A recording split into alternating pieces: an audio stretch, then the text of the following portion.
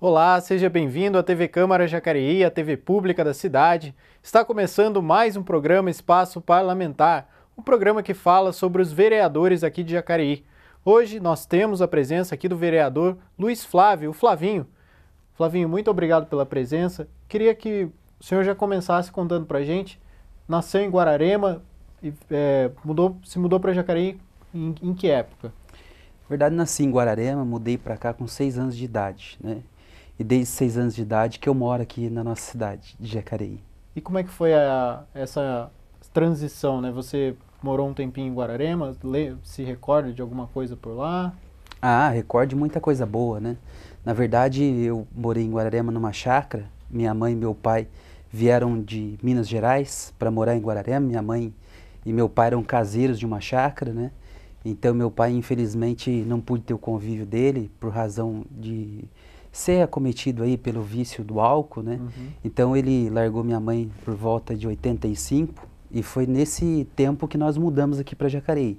Mas as lembranças de Guararema são muito boas, né? Porque lá que eu tive a primeira professora, que a gente não esquece, era uma chácara onde tive a oportunidade de brincar muito, né? Na minha infância. Então as recordações, por um lado, se tristes, mas por outro lado também muito boas. E depois, quando o senhor se mudou para Jacareí, já foi para morar no 22 de Abril? Não, eu vim para morar em Jacareí, numa casa que o meu tio nos cedeu, que fica ali na Rua Dalva, próximo a Siqueira Campos. E foi nos idos de 1992 que havia aqui em Jacareí uma associação do Sem Teto, Sem Terra de Jacareí, que abrigava aquelas pessoas que não tinham condições de pagar aluguel. E minha mãe se inseria nesse quadro, né? Nós não tínhamos condição de pagar aluguel, porque o aluguel era extremamente alto. Foi então que ela se filiou à Associação do Sem Teto, Sem Terra de Jacareí. E essa associação comprou uma gleba de terra, que hoje se denomina o bairro 22 de Abril. Foi um momento também muito importante para mim, de muito aprendizado, porque nos finais de semana nós íamos até o 22 de Abril, eu, minha mãe, em companhia dos meus irmãos, construir o sonho da casa própria, né? Então, nós construímos a nossa casa mediante mutirão naquela época. Então, foram momentos de dificuldade do ponto de vista econômico, mas que me ajudaram muito, né, na vida, na formação pessoal, em dar valor nas mínimas coisas, né? Então, foram essas as batalhas que nós estivemos junto com a família nos idos de 1992, mais ou menos. Aí eu fui morar no 22 de Abril. Depois a gente retornou aqui para o Jardim Flórida. Ah, sim. E você tem muitas recordações dessa época em Jacareí, de como a cidade era? Dá muita diferença em relação aos dias atuais? Ah, sem dúvida, né? Jacareí cresceu muito nos últimos anos, mas era uma cidade ainda mais calma, né? Eu ainda a considero calma, porque Jacareí tem uma característica em que pese estar próximo de grandes centros, São Paulo, né? No eixo Rio-São Paulo, mas é uma cidade que ainda conserva o seu jeitão de interior. Então a gente vai na padaria, conversa com todo mundo, né? As pessoas nos cumprimentam. Então eu acho que Jacareí conservou esse jeito de interior. Mas naquela época, por exemplo, a Siqueira Campos, quando eu morava lá perto, era mão dupla, né? Mão Mão dupla. dupla Siqueira Campos. A gente tinha um famoso Parque dos Eucaliptos, que ainda hoje existe, mas na época tinha um brinquedo lá que os telespectadores vão se lembrar, que era o foguetão. Então todo Foguetão. mundo queria ir no Parque dos Eucaliptos para poder se divertir e andar naquele foguete e fazer aquelas brincadeiras. Me lembro muito também da época que no Parque dos Eucaliptos tinha um namoro no parque. Então a nossa adolescência foi ali, né? Participando desse entretenimento de Jacareí, que era simples, mas uma época muito boa de se viver. E as lembranças, então, aqui da infância, também da juventude, também são boas, né? São boas. A minha vida profissional inteira, né, se deu em Jacareí, quando mudei para cá. Então, eu tive a oportunidade de trabalhar em vários locais em Jacareí. Meu primeiro emprego foi ali na Siqueira Campos mesmo, né, na Ruston Yamaha. Com 14 anos eu iniciei um trabalho de carteira assinada, o que hoje é muito difícil, né, nessa idade. Depois trabalhei no Alto Posto Rodrigão como lavador de carros lá também, foi uma experiência ótima. Depois vim trabalhar no Farol do Rio como garçom, que fica aqui próximo da Câmara, Sim. né? Hoje onde está instalada uma academia de ginástica. Depois eu fui trabalhar na empresa Henkel, e aí só então, depois de ter trabalhado na Henkel, que eu ingressei na vida pública, né? E esse trabalho cedo, o senhor acha que fez bem assim para sua juventude, para adolescência, até para acredito que a vida fez com que criasse responsabilidade um pouco mais cedo, né? Mas isso foi bom ao seu ver? Olha, eu não costumo reclamar dos obstáculos que eu enfrento, né? Eu acho que os obstáculos que a gente tem na vida servem para o nosso crescimento pessoal. Eu acredito que, dadas essas condições, houve um crescimento, né, enquanto pessoa. Mas eu tenho batalhado para que os nossos jovens, os nossos adolescentes, tenham a oportunidade de, antes de iniciar o trabalho, se dedicar ao estudo, ao esporte, né? Não é porque eu não tive isso na minha infância que eu vou desejar que as pessoas hoje tenham a mesma situação. Na verdade, nós precisamos, no país, de que a gente consiga fornecer para os nossos jovens, para os nossos adolescentes, a oportunidade de estudar, a oportunidade de fazer um bom ensino médio, de entrar numa universidade, de se qualificar, para aí então chegar ao mercado de trabalho. O que é muito comum no nosso país, por ser um país de uma brutal desigualdade econômica, é que as crianças precisam trabalhar para ajudar na economia familiar. E isso eu não acho correto, eu não acho adequado. Os países desenvolvidos, você respeita as fases da adolescência, da juventude, um respeito dando a esses jovens, esses adolescentes, o direito de estudar, o direito de fazer uma atividade física, para aí só então, depois de formada a sua formação profissional, o seu ciclo completo, é que ingressam no mercado de trabalho. Esse é um dos temas que eu debato muito agora, em razão da reforma da Previdência, de que querem transpor o modelo dos países desenvolvidos para os países subdesenvolvidos, em especial o Brasil, porque, na verdade, o povo brasileiro começa a trabalhar muito cedo. Eu não sou diferente das pessoas. Acredito que muitas pessoas que estão nos assistindo começaram a trabalhar muito cedo e agora querem ainda impor uma aposentadoria com uma idade mínima de 65 anos e para que a pessoa chegue a essa integralidade e contribuir por 49 anos. Esse é um modelo que tem que ser aplicado nos países europeus, onde as pessoas começam a trabalhar depois da juventude, né? Aqui não, aqui a coisa é diferente. Nós vivemos, Ícaro, numa região onde nós temos muitos migrantes mineiros, Sim. nordestinos, e essas pessoas começaram na roça, capinando café, colhendo café, trabalhando no sertão, atividades extremamente pesadas, né? Então essas pessoas sabem do que a gente está falando. E nessa época não havia a exigência dos fazendeiros fazer o recolhimento da contribuição previdenciária. Então essas pessoas hoje trabalharam muito, mas sem tempo em carteira, sem o registro. E agora vão encontrar dificuldade para se aposentar, né? Sim. Eu falo isso para você porque essa é uma gama de pessoas que foi uma imposição da vida, começar a trabalhar muito cedo. E assim foi comigo também, mas eu não desejo que os nossos jovens, que os nossos adolescentes sejam obrigados, né, a iniciar cedo o trabalho. Não foi uma questão de escolha, né? Uma questão de necessidade, né? E você vê essa questão do estudo como fundamental mesmo, a gente ter que, aqui no Brasil, de criar essas oportunidades para que o jovem consiga, então, desenvolver um estudo antes mesmo de começar o trabalho também, até para que ele tenha mais qualificação, consiga definir melhor o campo de atuação dele. Esse é o caminho?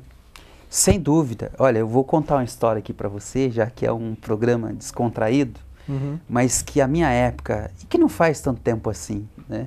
Na verdade, as escolas públicas eram as escolas que tinham a qualidade do ensino mais forte. Eu estudava no Hermínia. O Hermínia era uma escola de ponta na nossa cidade. Muitas pessoas queriam estudar no Hermínia porque sabiam que ali iam ter um ensino médio preparado, que iam poder sair dali, prestar um vestibular. Só que hoje inverteu a ordem, né? Hoje o ensino de qualidade no ensino médio, ensino fundamental, muitas vezes está na escola particular.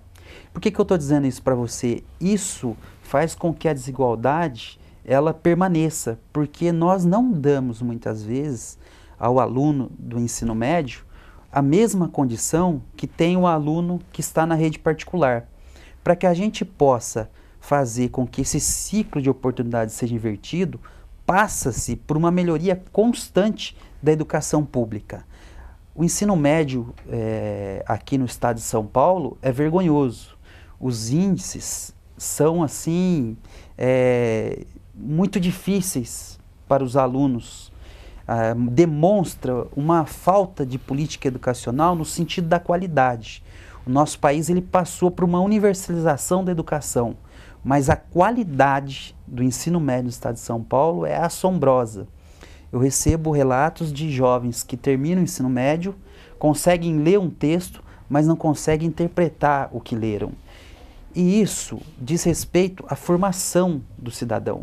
E nós sabemos, principalmente em momentos de crise, que quando o mercado de trabalho está fraco, exige mais qualidade. E aí, se a gente não consegue dar uma educação de base boa aos nossos jovens, aos nossos adolescentes, eles vão ter dificuldades de entrar no mercado de trabalho, de atingir seus objetivos do ponto de vista profissional. Portanto, eu defendo aqui na Câmara que a nossa educação aqui de Jacareí continue avançando. Eu acho que a gente teve um avanço nos últimos anos. A meta do IDEB, o Índice de Desenvolvimento da Educação Básica, que mede a qualidade do ensino, que era prevista para 2021 para Jacareí atingir, nós atingimos o ano passado.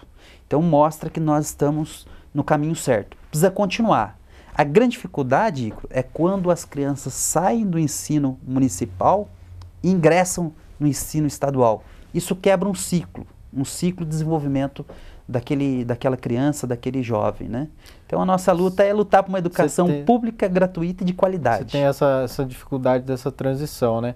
E quando que o senhor se interessou pelo direito? Então, eu vou contar uma coisa para você. Quando a gente tem uma condição econômica desfavorável, a gente não pensa em ser advogado, não pensa em ser médico, não pensa em ser dentista, né? Porque isso está muito distante. O meu sonho, quando criança, era trabalhar numa empresa. Porque eu via os meus irmãos indo trabalhar, eu falava, um dia eu quero trabalhar em empresa, né? Aí eu comecei a trabalhar em empresa e eu vi que aquele não era o meu sonho, né? Aí eu falei, nossa, eu preciso correr atrás do que eu quero para minha vida. Foi a partir daí que eu falei, olha, eu vou enfrentar, né, um curso de Direito, porque eu sempre fui muito ligado às causas sociais, eu sempre busquei a justiça. Então eu pensei, o Direito é uma profissão que vai me dar a possibilidade de se fazer justiça. Então foi aonde, aquela época, não tinha os programas que tem hoje, que foram criados, né, recentemente, em especial pelo presidente Lula, o ProUni, ampliar o FIES, o acesso ao crédito educacional, não tinha. Então nós, para ingressar numa faculdade, era muito difícil. Eu arrisquei e graças a Deus deu certo, né? Então me formei na Univap, em São José dos Campos, do curso de Direito, e comecei a militar na área da advocacia. Uma profissão, eu tenho duas paixões, a política e o direito. Então junta as duas coisas, né? Forma uma coisa bem legal, né? Porque acaba que a própria política você precisa entender para você, aliás, você precisa do direito para você criar leis ali também, ter esse acompanhamento, saber mais o que está acontecendo no nosso país, né? A gente tem umas fotos aqui, antes da gente encerrar esse bloco, queria colocar aqui para a gente ver. Em que ano que foi essa foto aí? Olha, eu deveria ter por volta de 4 anos, foi em 1982, na chácara que eu havia mencionado que nós moramos em Guararema. Em Guararema, né? Esses são meus irmãos, né? Isso quando eu já iniciei na militância política. Essa foto aí foi numa oficina? Essa foi numa oficina mecânica. Eu tirei essa foto porque a placa dela não está bem visual, não dá para visualizar. Ainda, né? Mas é LF001, era Luiz Flávio 001. Falei, eu vou guardar essa foto aqui de uma moto que eu tive, né? Essa é a minha afilhada, a Ana Júlia, né?